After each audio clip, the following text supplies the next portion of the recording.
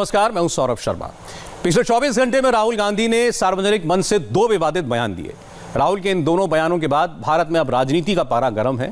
सबसे पहले राहुल गांधी ने उत्तर भारत और दक्षिण भारत के लोगों के बीच कैसे खाई पैदा करने की कोशिश की, ये आपको बताएंगे। केरल दौरे पर गए राहुल गांधी ने अमेठी की तुलना वायनाड से की। राहुल गांधी ने कहा, दक्षिण के लोगों को मुद्दों की बेहतर समझ होती है। तो क्या 15 साल तक राहुल गांधी को सांसद बनाने वाले अमेठी के लोग उनकी समझ में नासमझ है? राहुल के विवादित बयान पर सबसे तगड़ा अटैक किया केंद्रीय मंत्री और अमेठी की सांसद स्मृति ईरानी ने, जिन्होंने राहुल गांधी को एहसान फरामोश बता दिया। For the first 15 years, I was a member of parliament in the north. So I had got used to a different type of politics. And for me, coming to Kerala was very refreshing because suddenly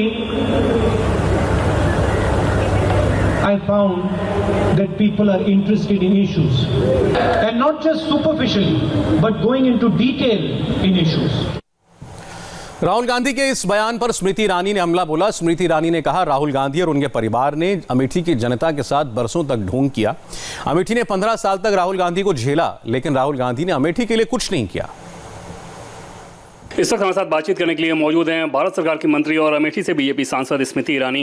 ma'am, Rahul Gandhi ने north Indian को लेकर जो कुछ कहा है, कहीं ना कहीं इसके पीछे आप भी एक वजह हो सकती है कि आपने चुनाव में क्या उनको हराया। अमेठी और यूपी तो छोड़िए, उत्तर भारतीयों की समझ पर सवाल खड़े कर रहे हैं। नहीं, मुझे ऐसा लगता है कि जो 1.5 साल हार के बाद भी इतनी रंजिश रखे, इतनी नफरत रखे अपने दिल में, और किसके खिलाफ? अमेठी की गरीब जनता के खिलाफ। वो जनता जिसने 15 साल एक ऐसे सांसद को झेला जिस राहुल गांधी ने विकास का एक काम नहीं किया। वो जनता जिसके सामने राहुल गांधी और उनका खानदान ढोंग करता रहा कि आप हमारा परिवार हैं, परिवार को कोई सरेआम इस प्रकार से अपमानित करता है। वो जनता जो उम्मीद लगाए बैठी थी कि राहुल गांधी को पश्चाताप होगा, ये तो उल्टा चोर कोतवाल को डांटे वाली बात हो गई। उस जगह से जहां बार बार वो सांसद रहे हैं, उस राज्य तो छोड़िए, पूरे नॉर्थ इंडिया के ही समझ पर सवाल खड़े कर रहे हैं कि सतही राजनीति होती। फूट डालने वाली राहुल गांधी की राजनीति रही है। दक्षिण भारत को उत्तर भारत से लड़वाओ, असम को गुजरात से लड़वाओ, और उसका परिणाम क्या हुआ? कल गुजरात के स्थानीय निकाय चुनाव के जो परिणाम आए, उसमें आपने देखा कांग्रेस का किस प्रकार से सुपड़ा साफ हुआ है। राहुल गांधी ने शायद प्रतिज्ञा ली है कि जब तक मैं कांग्रेस मुक्त भारत स्वयं ना कर दूं, तब तक मैं चैन से नहीं बैठूंगा। केरल के चुनाव को ध्यान में रखे उन्होंने शायद ऐसा बयान दिया हो, ये भी हो सकता है। क्या चुनाव में लोग झूठे वादे करते हैं? मत्स्य पालन मंत्रालय बनाएंगे, क्या राहुल गांधी का यह वादा झूठा नहीं है? तो दुनिया जानती है। इसका मतलब राहुल गांधी केरल की जनता को सच जानते हुए भी बरगला रहे हैं, झूठ बोल रहे हैं। और बार बार भारतीय जनता पार्टी के कार्यकर्ता यही तो कह रहे हैं, चाहे वो किसान कानून हो, चाहे वो मत्स्य पालन का मंत्रालय हो, राहुल गांधी की राजनीति की बुनियादी झूठ पे है।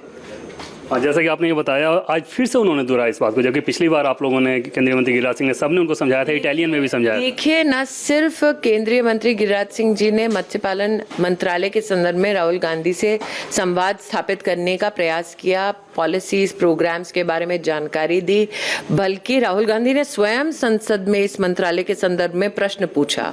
तो क्या कोई प्रॉक्सी प्रश्न पूछ रहा है राहुल गांधी की तरफ से, या फिर राहुल गांधी जानबूझकर झूठ को अपने दोहरा रहे हैं और केरल की जनता का अपमान कर रहे हैं?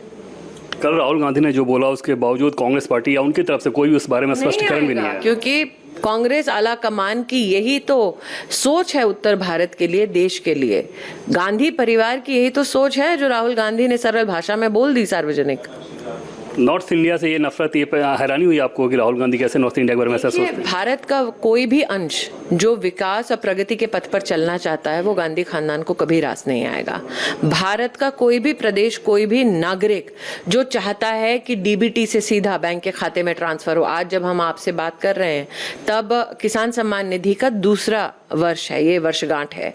11 करोड़ परिवारों को सीधा बैंक के खाते में 1 लाख करोड़ रुपया जा चुका है।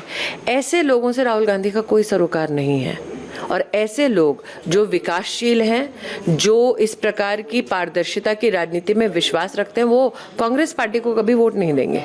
केरल दौरे पर उनका ये भी कहना था कि मौजूदा केंद्र सरकार जुडिशरी को के ऊपर अपनी ताकत और अपनी इच्छा दोनों थोपती है, जुडिशरी को काम नहीं करने देती, संसद को काम नहीं करने देती। तो उनका वो मैं बता चुकी हूँ आपको, और कितने झूठ बोल रहे हैं आप, सिर्फ उसकी श्रृंखलाबद्ध एक लिस्ट बना लीजिए। केरल क्या, हिंदुस्तान में जब आने वाला लोकसभा का चुनाव होगा तब राहुल गांधी क्या हश्र करेंगे कांग्रेस पार्टी का, आप भी रहेंगे मैं भी रहूंगी, तब बतियाएंगे। संसद को लेकर भी सवाल खड़े कर रहे हैं कि काम नहीं करने दिया जाता, डिबेट नहीं करने दिया जाता हमें। वो डिबेट करना जानते हैं, बिना कागज के बोलना जानते हैं, करके दिखाएं। चलिए इंडिया टीवी पे उनको आमंत्रित किया जाए, और कोई नेता ना बुलाएं, सिर्फ देवेंद्र जी आप रहें, राहुल गांधी रहें, आप मुद्दों पर उनसे चर्चा कर लीजिए, फिर पता चल जाएगा कि कितना डिबेट करने की उनमें क्षमता है। बहन प्रियंका गांधी भी लगातार यूपी में घूम रही है, कृषि कानून को लेकर सरकार पे हमलावर है, कह रही है गोवर्धन पर्वत भी सरकार बेच देगी। पहले तो कृपया करें, वो खानदान अमेठी में किसानों की जमीन हड़प कर बैठे हुए हैं, मैं वर्षों से उनसे आग्रह कर रही हूँ कि किसानों की जमीन तो लौटा दो, लेकिन आज तक भाई बहन ने वो जमीन नहीं लौटाई, वही लौटा देंगे तो कृपा हो जाएगी। बहुत बहुत धन्यवाद मैम हमसे बातचीत करने के लिए। तो ये थी हमारे साथ भारत सरकार की मंत्री स्मृति ईरानी। कैमरा पर्सन राजेंद्र के साथ देवेंद्र पराशर, इंडिया टीवी, दिल्ली। राहुल गांधी के इस उत्तर और दक्षिण भारत वाली पॉलिटिक्स पर यूपी के मुख्यमंत्री योगी आदित्यनाथ भी बोले। योगी आदित्यनाथ ने यूपी विधानसभा में कहा कि राहुल गांधी ने केरल जाकर यूपी के लोगों की खिल्ली उड़ाई है, अमेठी के लोगों को अपमानित किया है। योगी ने कहा बीजेपी केरल को समर्पण और आस्था की पवित्र भूमि मानती है, लेकिन कांग्रेस विभाजनकारी राजनीति कर रही है। कुछ लोगों को भारत की प्रगति बहुत अच्छी नहीं लगती। मैं एक राष्ट्रीय पार्टी के एक नेता का एक वक्तव्य सुन रहा था। उत्तर प्रदेश ने उनको कई बार सांसद बनाया। हाँ, जो जाकर के उत्तर प्रदेश के लोगों की खिल्ली उड़ा रहे हैं केरल में जाकर के, बांटने का कार्य कर रहे हैं। और किससे? अमेरिकन छात्रों से बातचीत करते हैं। वो इससे पहले भी कर चुके हैं। या तो आदत ही ऐसी है, या फिर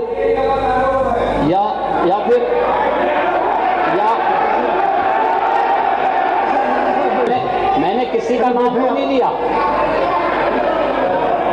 मैंने नाम तो नहीं लिया किसी का, लेकिन फिर ये कहावत चरितार्थ हो गई कि चोर की दाढ़ी में तिनका। साबित हो गया ना।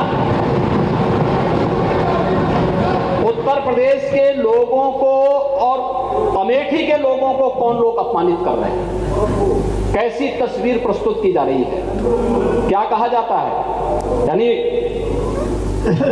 आप आश्चर्य करेंगे कि उत्तर प्रदेश के बारे में हमने तो कभी नहीं कहा किसी के बारे में। हम तो केरल को सनातन आस्था की केंद्र भूमि मानते हैं।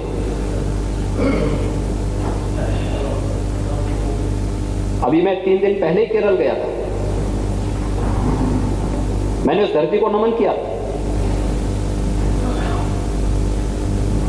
आदि शंकराचार्य, भारत की सनातन परंपरा में आदि शंकराचार्य केरल में ही जन्मे थे। देश के 4 कोनों में उन्होंने 4 पीठों की स्थापना की थी।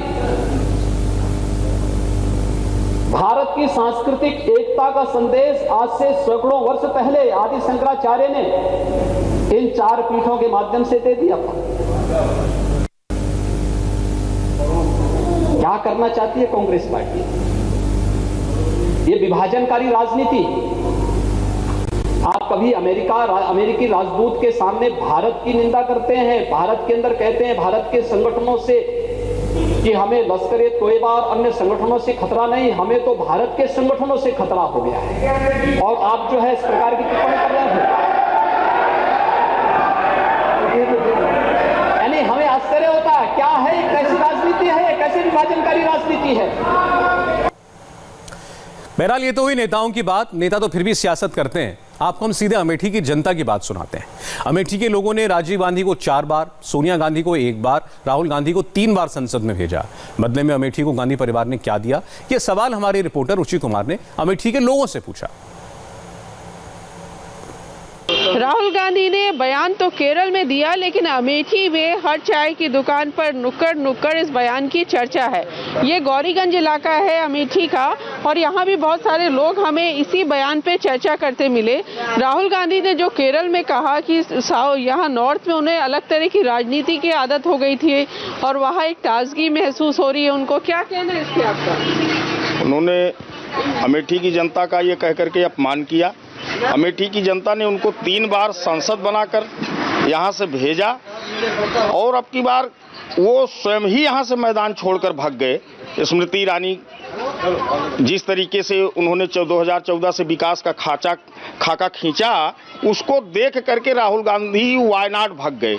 अब वहाँ से वो सांसद हैं, 15 साल यहाँ सांसद रहे और आज यहाँ के लोगों को वो नासमझ और अनपढ़ जैसे बयान से अपमानित कर रहे हैं। इससे और निंदनीय क्या बात है। जिस जनता ने उनको 15 साल अपने पलकों पर बिठाए रखा और आज वो वायनाड में, केरल में इस तरह का बयान दे रहे हैं अमेठी की जनता को, तो अमेठी की जनता तो अब तो सदैव के लिए ही यहाँ से कांग्रेस को बाहर कर दे। आपने भी ये बयान पढ़ा तो क्या लगा आपको, क्योंकि पुराना रिश्ता गांधी परिवार का अमेठी से रहा है? बहुत ही बुरा लगा।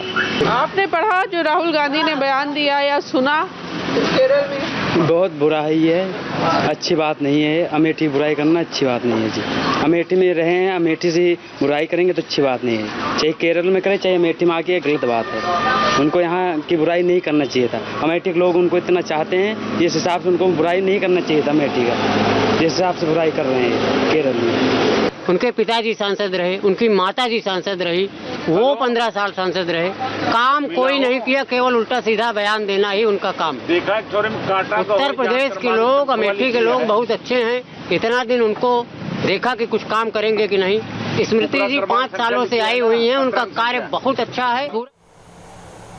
तो एक हफ्ते के अंदर राहुल गांधी ने दूसरी बार विवादित बयान दिया और बीजेपी ने उन पर कैसे कैसे निशाना साधा, आपको दिखाएंगे एक ब्रेक के बाद।